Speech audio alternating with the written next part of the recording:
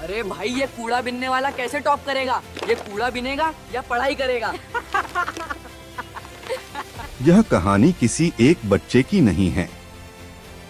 यह कहानी उन लाखों बच्चों की है जो सपने तो देखते हैं, लेकिन हालात उन्हें सोने नहीं देते। यह कहानी है उस बच्चे की जिसके हाथों में किताबें नहीं, कूड़े की बोरी थी, लेकिन आंखों में भविष्य था। यह कहानी बताती है कि गरीबी किस्मत नहीं होती और मेहनत कभी बेकार नहीं जाती। शहर के बाहरी इलाके में जहां चमचमाती इमारतें खत्म होती थीं और धूल, कचरे और बदबू की शुरुआत होती थी, वहीं बसी थी एक झुग्गी बस्ती। टीन की चादरों से बनी झोपड़ियां, बरसात में टपकती छतें और गर्मी में जलते फर्श। यही था वहां के लोगों का जीवन। इसी बस्ती में रहता था अमन। उसका उम्र लगभग 12 साल का था। नंगे पांव, फटी कमीज और कंधे पर हमेशा लटकती एक बड़ी सी कूड़े की बोरी। सुबह के 5 बजे थे। अमन की नींद अलार्म से नहीं, बल्कि मां की खांसी से टूटती थी। अमन, उठ जा बेटा, आज देर हो जाएगी। अमन चुपचाप उठ गया। आंखों में नींद थी, लेकिन चेहरे पर कोई शिकायत नहीं। अमन का बचपन खिलौनों और कहानियों में नहीं, बल्कि कूड़े के ढेरों में बीतता था। जब बाकी बच्चे स्कूल जाते, अमन नगर निगम की गाड़ियों के पीछे दौड़ता था। कभी प्लास्टिक, कभी लोहे के टुकड़े, तो कभी टूटी बोतलें। यही उसकी रोज की कमाई थी। दिन भर की मेहनत के बाद अगर 80 से 100 रुपए मिल जाए तो वह दिन अच्छा माना जाता। उसके पिता की मौत एक फैक्ट्री हादसे में कई साल पहले हो चुकी थी। घर में सिर्फ मां थी, बीमार, कमजोर, लेकिन हिम्मत से भरी। स्कूल का सपना। अमन जब भी पास के सरकारी स्कूल के सामने से गुजरता तो उसकी चाल धीमी हो जाती। बच्चों की हंसी, कंधे पर टंगे बैग और हाथों में किताबें, सब कुछ उसे अपनी ओर खींचता। एक दिन उसने मां से पूछा, मां, मैं भी स्कूल जा सकता हूं क्या? मां की आंखें भर आईं। जा तो सकता है बेटा, पर फीस, किताबें हम कैसे भरेंगे? अमन चुप हो गया। लेकिन उस दिन उसके भीतर एक सपना जाग गया।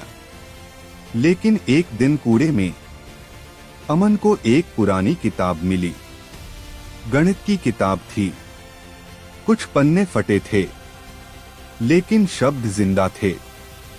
वह किताब उसके लिए कचरा नहीं, खजाना थी। रात को दिए की हल्की रोशनी में वह अक्षरों को पहचानने लगा। धीरे धीरे शब्द बनने लगे।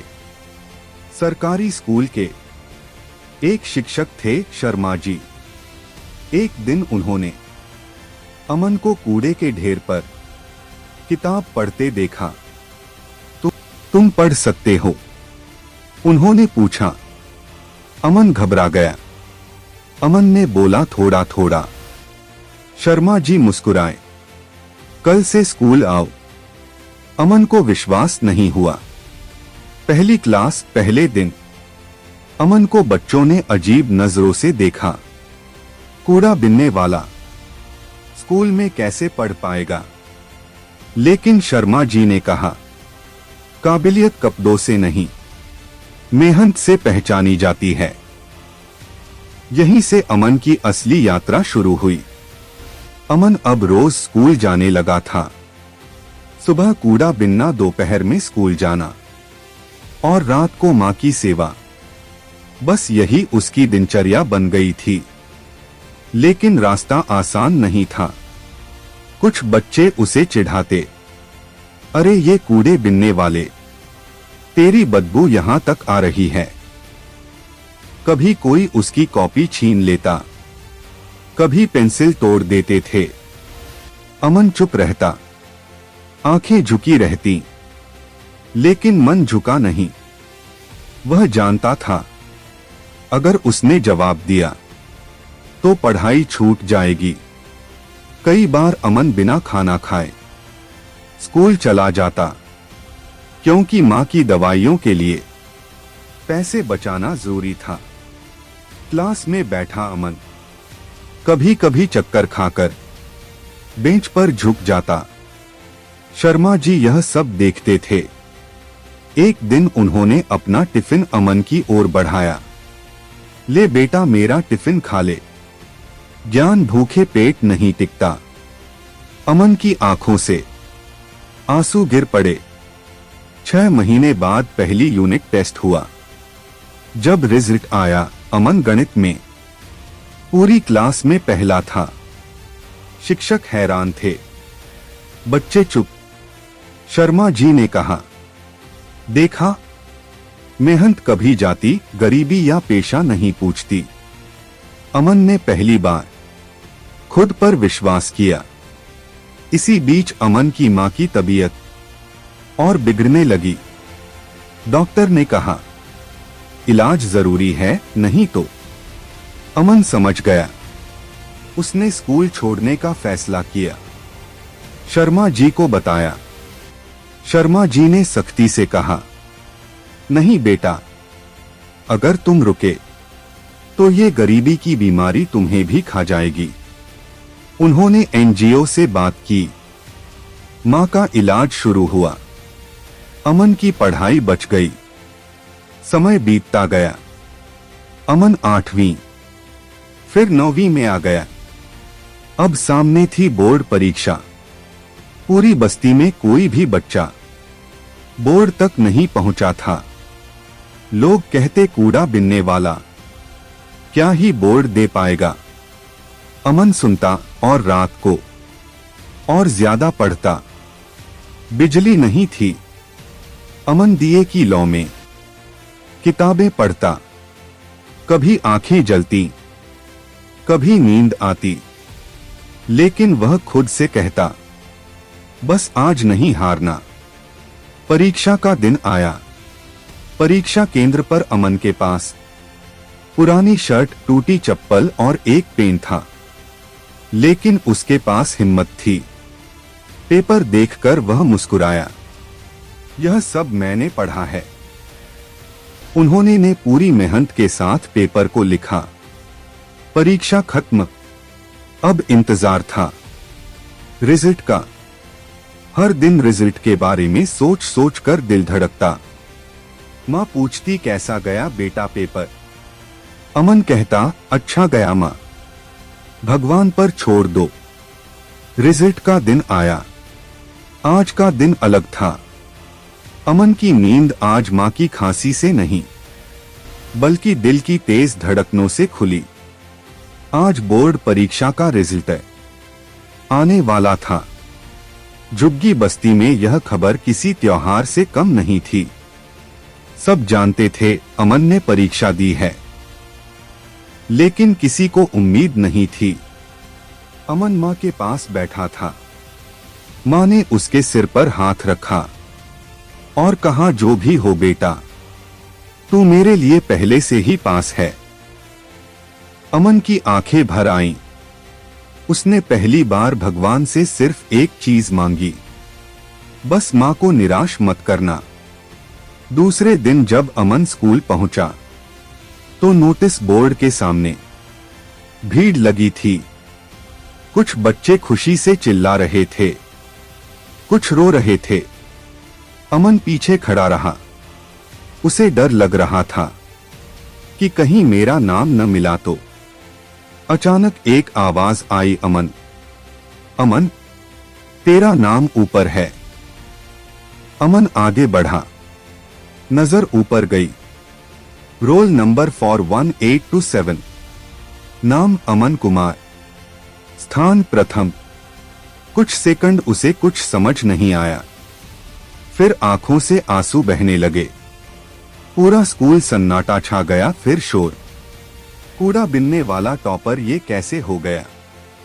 इसने तो कमाल कर दिया।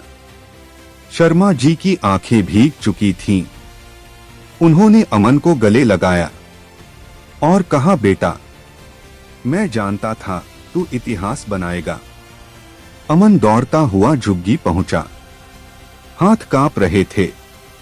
मां ने पूछा, क्या हुआ बेटा? मां घबरा गई। अमन ने रिजल्ट की कॉपी उसके हाथ में रख दी। मां पढ़ नहीं सकती थी, लेकिन नंबर देख लिए। उसने अमन को सीने से लगा लिया। आज तेरे पिता जिंदा होते तो सबसे ज्यादा खुश होते। वही लोग जो कहते थे कूड़ा बिनने वाला क्या पढ़ेगा, आज कह रहे थे हमारा अमन टॉपर है। झुग्गी में पहली बार मिठाई बंटी। अमन की झोपड़ी आज महल लग रही थी। अगले दिन अखबार की हेडलाइन थी, कूड़ा बिनने वाले ने बोर्ड में किया टॉप। टीवी चैनल आए। माइक सामने था। अमन कैसा लग रहा है? अमन बोला, अगर मौका मिले तो हर कोई कर सकता है। उसके झोपड़ी के बस्ती में जिला अधिकारी आए। शिक्षा मंत्री ने सम्मानित किया। स्कॉलरशिप भी मिली। मां का इलाज पूरी तरह फ्री हो गया। अमन की पढ़ाई अब भी नहीं रुकेगी। अमन अब कॉलेज जाने की तैयारी में था। वही हाथ जो कभी कूड़ा उठाते थे, आज किताबें थामे थे। लेकिन वह अपनी पुरानी यादों को कभी नहीं भूला। रिजल्ट के बाद अमन की जिंदगी बदली जरूर थी, लेकिन संघर्ष खत्म नहीं हुआ था। एक शाम शर्मा जी ने उससे पूछा, अब आगे क्या सोचा है? अमन ने बिना झिझक कहा, सर, मैं आईएएस अफसर बनना चाहता हूं। शर्मा जी मुस्कुरा दिए और कहा, पता है न, रास्ता बहुत लंबा है। अमन बोला, सर, कूड़े से यहां तक आ सकता हूं तो वहां तक भी जाऊंगा। अमन को एक अच्छे कॉलेज में स्कॉलरशिप मिल गई। पहली बार उसने यूनिफॉर्म नहीं बल्कि कॉलेज की आईडी पहनी। लेकिन वहां सब कुछ आसान नहीं था। हर सब्जेक्ट अंग्रेजी में पढ़ाई होती थी। शहर के अमीर बच्चे और अमन का आत्मविश्वास। कई बार अमन खुद को छोटा महसूस करता। रात को वह खुद से कहता, मैं यहां तक मेहनत से पहुंचा हूं तो शर्म किस बात की। एक दिन अमन थका हुआ घर आया। बोला, मां, शायद मैं यहां फिट नहीं हूं। मां ने उसका हाथ पकड़ा और कहा, बेटा, कपड़े बदलने से इंसान बड़ा नहीं होता, सोच बदलने से होता है। अमन की आंखें फिर चमक उठीं। अब अमन सुबह कॉलेज, शाम को लाइब्रेरी और रात को आईएएस की तैयारी करता। पुरानी आदत अब भी जिंदा थी, कम में संतोष और ज्यादा मेहनत। वह कहता, मेरे पास हारने के लिए कुछ नहीं है। पहला यूपीएससी एग्जाम अमन ने पूरे विश्वास से गया, लेकिन जब रिजल्ट आया तो उसका नाम लिस्ट में नहीं था। वह देर तक कागज को देखता रहा। आंसू आए लेकिन टूटा नहीं। उसने खुद से कहा, मैंने कूड़े में जिंदगी ढूंढी है, यह असफलता मुझे नहीं तोड़ सकती। अमन पहले से ज्यादा अनुशासन और ज्यादा फोकस करने लगा। अब वह दूसरे बच्चों को फ्री में पढ़ाने भी लगा जो झुग्गी में रहते थे। वह कहता, अगर एक अमन बदल सकता है तो 100 अमन बदलेंगे। दूसरी बार परीक्षा दी। इस बार अमन शांत था। उसे भरोसा था अपने मेहनत पर। रिजल्ट आया। अमन कुमार चयनित हुआ और रैंक में उसे आईएएस मिला। उस दिन पूरा शहर फिर से रो पड़ा। आईएएस बनने के बाद भी अमन ने पहला दौरा अपनी झुग्गी का ही किया। वहां खड़े होकर उसने कहा, यह मेरी पहचान है, और यही मेरी ताकत। आज अमन अफसर है, लेकिन दिल से अब भी वही बच्चा जो कूड़ा बिनते हुए सपने देखता था। उसकी कहानी हर उस बच्चे के लिए है जो सोचता है मैं कुछ नहीं कर सकता। अंतिम संदेश, अगर हालात आपके खिलाफ हैं तो समझ लीजिए कहानी आपके पक्ष में लिखी जा रही है। कूड़ा बिनने वाला भी टॉपर बन सकता है, तो आप क्यों नहीं।